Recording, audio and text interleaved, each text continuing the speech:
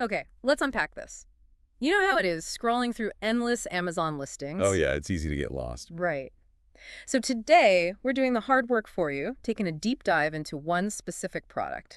We want to figure out if it's the real deal or, just digital clutter. Put through the noise. That's the idea. Exactly. And what's fascinating here is the product we're putting under the microscope today. Yeah, this one's interesting. It's the CMF Phone 88 plus 256 GB unlocked smartphone with 50 MP rear camera, with Ultra XDR, 6067 Super AMOLED display, and Nothing OS 2.6 Black.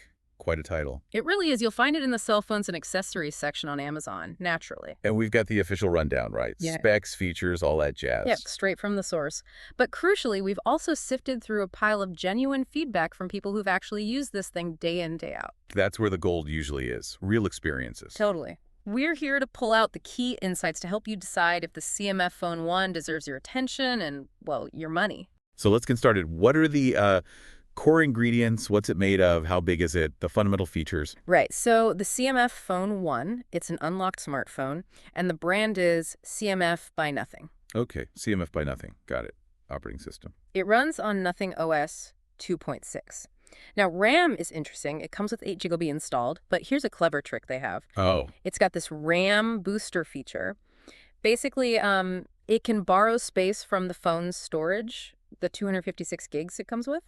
uses storage as virtual RAM. Exactly. Anywhere from 2 to 8 GB of storage can be used to kind of boost the RAM up to a potential 16 GB total, useful if you're running loads of apps. That is a smart way to handle multitasking without packing in more physical RAM. Man. How about the engine under the hood, the processor? It's powered by a MediaTek Helio processor. Speed is listed as 2.4E plus 3 megahertz, which is just, tech speak for 2.4 gigahertz. Okay, MediaTek Helio. And storage, you said 256 GB. Yep, 256 GB built right in. Yeah. And if that's not enough for you, it takes a micro SD card. You can add up to a massive 2 TB more storage. 2 terabytes. Wow, where does the card go? It slots right into the SIM tray. So, yeah, expandable storage is definitely a plus. Huge win for media hoarders. Now, the screen, what are we looking at? It's a 6.67-inch Super AMOLED display. Resolution is 2340 by 1080 pixels. So, should be pretty sharp, vibrant colors, all that. Should be, yeah. And for cameras, the main one on the back is 50 megapixels. It uses a Sony sensor, f1.8 aperture, pretty standard 79-degree field of view. 50 megapixels is a decent number. Anything else back there? There's also a dedicated portrait sensor, and they mention Ultra XDR, which they apparently co-developed with Google. Supposed to give more realistic highlights and shadows in photos. Ultra XDR. Sounds fancy. What about the front camera? For selfies? That's a 16-megapixel camera, and they throw in some software buzzwords like TrueLens Engine 2.0 and AI Vivid Mode to, enhance the shot. Right, software magic. Okay, pretty comprehensive camera setup on paper. Now, the crucial part, battery. It's got a 5,000 milliamp hour.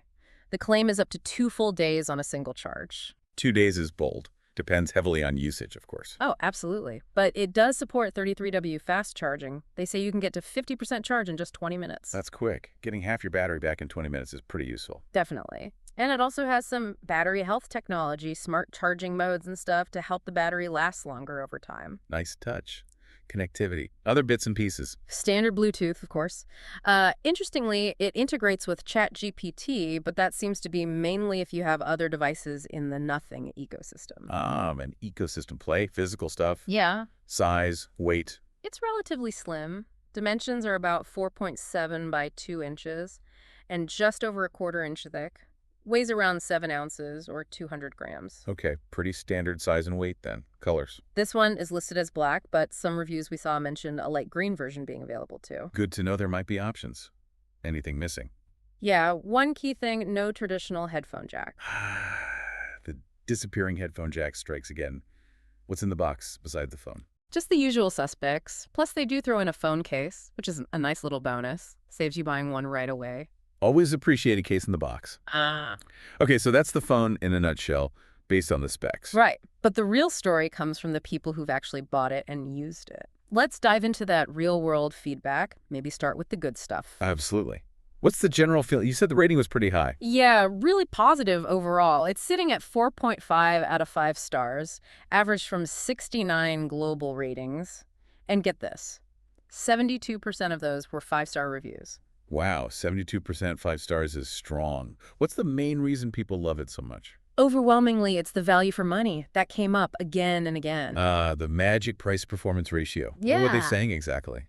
Across 11 different comments, we saw stuff like amazingly good phone for the price, excellent performance for the price, in my opinion. Right. One person summed it up nicely.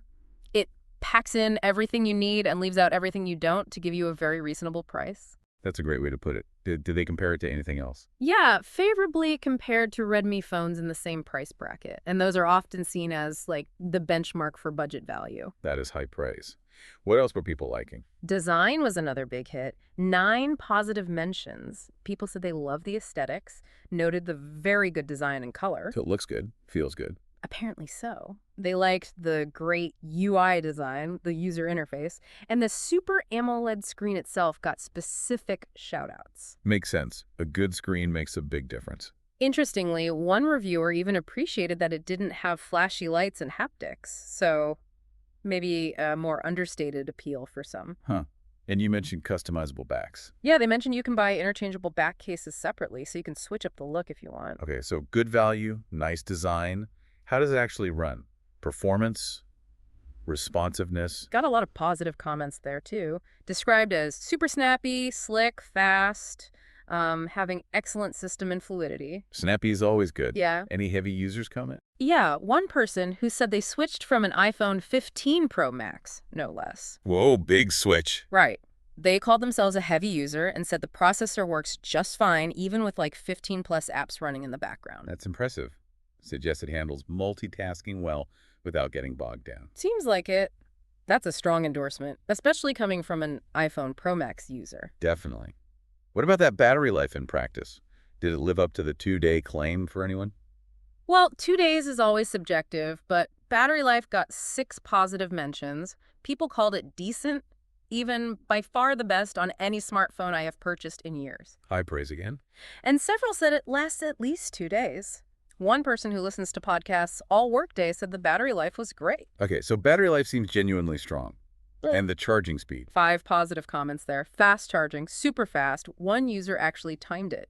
Dead to 100% in just 1 hour. 1 hour from 0 to full with a 5,000 mAh battery? That's really good. Yeah, that 33W charging seems to deliver. What about getting started, setting it up? Easy peasy, according to 4 reviews. Very easy setup. The interface is clean and simple and easy to personalize. Good. A smooth start is always nice. Hmm. And the overall build quality. Did it feel cheap? Nope, seems like the opposite. 5 comments on quality, excellent product, better build quality than I would have expected at this price. Another said, phone's quality is really nice, and they mentioned the strong processor, again, in this context. Sounds solid then. How about the camera in the real world? Does it hold up? It seems decent for everyday use. Some reviewers admitted, more expensive phones will have better cameras. No surprise there. Sure. But for typical use, the quality was described as of no complaint. So good enough for most people's snaps. Fair enough. Anything else on the plus side? Oh, yeah, the compatibility thing. One user specifically said they got VoLTE and 5G working on AT&T. Even though official info might say otherwise. Exactly. So some real-world success there, which is interesting if you're thinking about AT&T. Good data point. And the Nothing OS itself? People seem to really like it. Called it spectacular, clean and simple. Big plus was no bloatware, no unnecessary pre-installed apps. Clean Android is always appreciated. Okay, so lots and lots of positives. But no phone is perfect, right? Let's talk downsides. What were the negatives or missing pieces? Right, need to balance it out. The lack of NFC came up several times. That's the tech for contactless payments, mostly. Yeah, tap to pay. Big deal for some people. Definitely. Though one user pointed out a workaround, they just used their smartwatch, which did have NFC. Clever. What else was missing? Wireless charging and that headphone jack we mentioned, also noted as absent. Expected, maybe, at this price point, but still worth noting. Yeah, some users called them minor details, things they didn't really need anyway. The phone also only has a single speaker. Mono audio. How did it sound? Described as adequately loud, but yeah, just one speaker, not stereo. Okay, so audio might be a compromise. Any other functional issues? One person found the Bluetooth range wasn't as good as their old phone. Minor thing, maybe. Could be annoying for headphone users. What about the OS?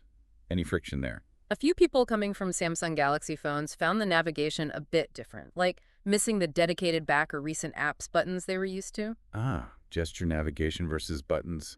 Takes getting used to. Yeah, they said it was initially irritating, but something you adjust to. Also, one mention of accidentally closing apps because of finger placement near the screen edge. Little usability quirks. Anything more serious? Well, it's explicitly stated as not water resistant. That's a definite concern for some. Yeah, no IP rating. You'd need to be careful around water. For sure. And circling back to carriers, while that one user had success on AT&T, the official word suggests limited or maybe no 5G support there. And Verizon seems even trickier. How so? Doesn't support their older CDMA network at all. And even for 4G, you might need to jump through hoops like registering the phone's IMEI number with them. Yikes.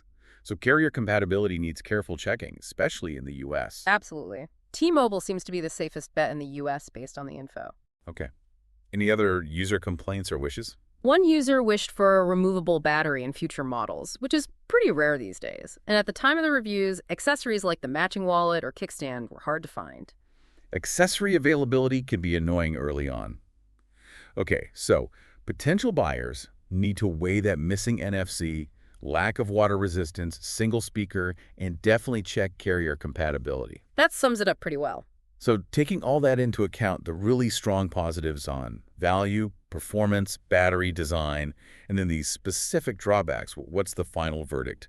Would you recommend the CMF Phone 1? You know, based on just how positive most of that feedback was, especially hitting those key points, value, performance, battery life, design, it really does look like a strong contender, particularly if you're shopping in that more budget-friendly zone. It seems to punch above its weight in several areas. It really does. Now, those emissions, NFC, wireless charging, the headphone jack, they are the most common complaints. And for some people, yeah, those could be deal breakers. Many users seemed okay with those trade-offs for the price. Exactly. It felt like a lot of people saw it as a reasonable compromise. You get a lot of phone, you just miss out on a few specific features. And the Nothing OS, the clean software experience, seems like a big draw. Huge plus for many, yeah. That and the battery life, the fast charging, those are major highlights that people really appreciated. So the recommendation comes with caveats then. I'd say so. Considering the balance, the strong positives versus the known negatives, if things like NFC and maybe top-tier flagship level camera performance aren't your absolute top priorities. And if you're on a compatible carrier or willing to check carefully, Right, then yeah, this phone seems like a really worthwhile recommendation. It really boils down to what you prioritize in a phone. So wrapping this up, our deep dive suggests the CMF Phone 1 is a device that, for most users who bought it, really delivers impressive value and performance for what it costs. Exactly. It might skip some of the bells and whistles you find on, much more expensive phones, but its strengths in those core areas, battery, speed, design, the clean OS, they make it a very compelling option for a lot of folks. And here's where it gets really interesting for you, the listener. You have to think, what do you actually need day to day? Versus what's just nice to have. Right. Do the trade-offs this phone makes, like dropping NFC, actually matter for your use case? Could you, like that one user, just use a smartwatch for payments if you needed to? It prompts a bigger question, doesn't it? It really does. What does essential even mean in a smartphone today? The CMF Phone 1 seems to bet on nailing that core experience really well without adding every possible feature under the sun. And it seems like a lot of users agree with that philosophy. They're happy with the focus on the fundamentals. Maybe it's time for all of us to kind of rethink what we genuinely need from these devices versus what the marketing for the $1,000 flagships tells us we should want.